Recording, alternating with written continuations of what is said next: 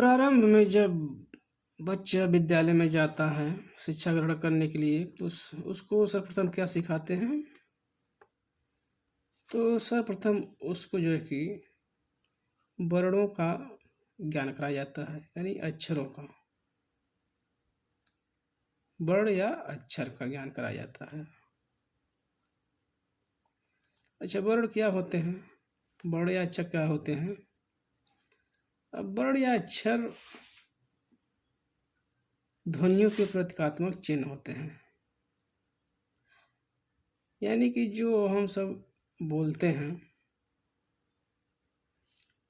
और जब हम बोलते हैं तो हमारे मुख से क्या निकलती है, ध्वनियाँ ही निकलती हैं। और वे ध्वनियाँ जो है कि हमारे मुख से निकलते ही तुरंत जो है कि गायब हो जाती हैं। जब हम अपने विचारों को प्रकट करते हैं तो हमारे मुख से जो है कि जो ध्वनि निकलती है वह तुरंत ही गायब हो जाती है। अगर हम चाहते हैं कि हमारे जो विचार हैं वह अस्थायी रहें तो क्या करते हैं, हम सब उसको जो है कि लिपिबद्ध करना चाहते हैं, यानी उसको लिखना चाहते हैं। और लिखने के लिए क्या करते हैं, हम सब अक्षर का प्रयोग करते हैं। तो इस प्रकार से अक्षर या वर्ण वे होते हैं जो ध्वनियों की जो कि संकेत को अभिव्यक्त करते हैं। जैसे मान लीजिए हम सब बोलते हैं जैसे कलम। अब हम बोल रहे हैं कलम। कलम तो एक ध्वनि है, निकल रही है, हमारे मुख से निकल रही है कलम। इसमें जो है कि मुख्य रूप से 3 ध्वनियाँ हैं। जैसे कलम, तो क के लिए हम सब जो है कि यह जो है कि चित्र देते हैं, यह है प्रतीक चिन्ह देते हैं। क के लिए हम ध्वनि बोल रहे हैं क और उसका प्रतीक है यह। अब फिर हम बोल रहे हैं ल, तो ल के लिए प्रतीक क्या है, ये है, यह। अब म के लिए प्रतीक क्या है, यह चिन्ह है। तो इस प्रकार से जो है कि जो ध्वनि है क के लिए यह, ल के लिए यह, म के लिए यह चिन्ह है। तो यही जो है कि ध्वनियों के प्रतीकात्मक जो है कि रूप ही वर्ण या अक्षर कहलाते हैं। अब जब हम सब जो है कि जब वर्ण जो है कि पहचान लेते हैं तो उसके बाद हम सबको क्या सिखाया जाता है, वर्णों के पहचान लेने के बाद जो है कि हम सबको मात्राओं का जो है कि ज्ञान कराया जाता है।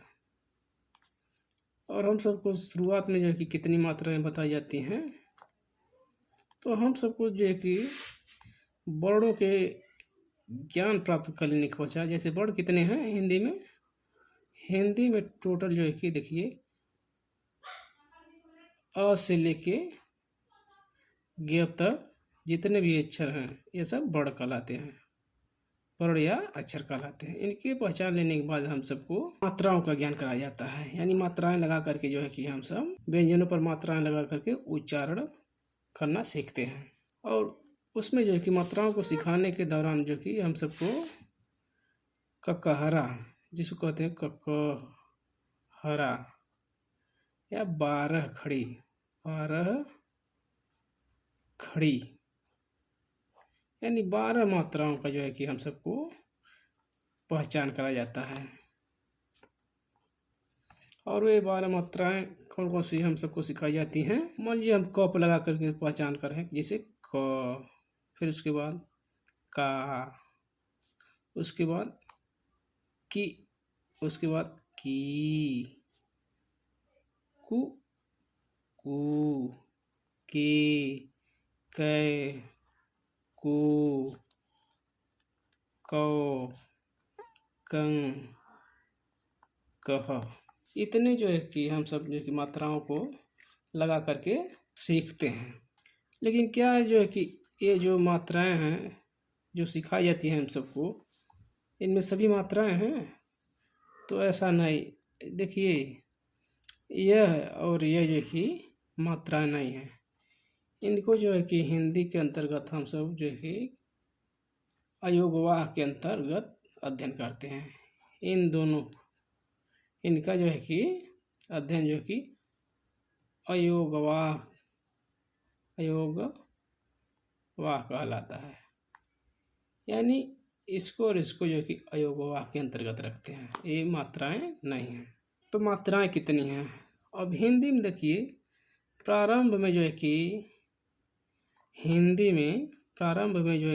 हिंदी में 14 मात्राओं का जो है कि उपयोग किया जाता था। और वे 14 मात्राएं कौन कौन सी थी? अब देखिए, इनको तो निकाल दीजिए, यह तो अयोगवाह है, लेकिन इन मात्राओं के अतिरिक्त जो है कि कौन कौन सी मात्राएं थी, जैसे देखिए वे थी, ये तो थे ही इतनी मात्राएं थी, लेकिन इनके साथ साथ जो है कि और कुछ मात्राएं थी, जैसे देखिए, जैसे री, यह है क्या? री, छोटी री। और इसके साथ जो है कि और क्या, ये है जो कि बड़ी री, और ये छोटा री, और ये जो है कि बड़ा री। इनका जो है कि उपयोग होता था हिंदी में। लेकिन अब क्या है, इनमें से जो है कि ये 3 मात्राएं जो है कि अब उपयोग में नहीं लाई जाती हैं। अब जो है कि 11 मात्राएं जो है कि उपयोग में लाई जाती हैं, जिनमें यह री है, री। इस प्रकार से जो है कि अब जो है कि हिंदी में कुल मात्राओं की संख्या 11 है। इस प्रकार समझें कि जो है कि हिंदी वर्णमाला में कुल जो है कि 11 स्वर वर्ण हैं, 11 स्वर वर्ण हैं। स्वर वर्ण 11 हैं, जिनमें से जो है कि मात्राएं कितने की दिखती हैं? 10 की। 10 की ही मात्राएं दिखती हैं। और अ का जो है कि मात्रा सभी वर्णों में समाहित होता है। जैसे जब किसी व्यंजन वर्ण का हलंत में, जैसे क हलंत में अ जुड़ जाता है, तो यह पूरा क हो जाता है। तो इस प्रकार से स्वर वर्णों की संख्या जो है कि 11 है, जिनमें से जो है कि स्वर वर्णों की मात्राएं दिखती हैं।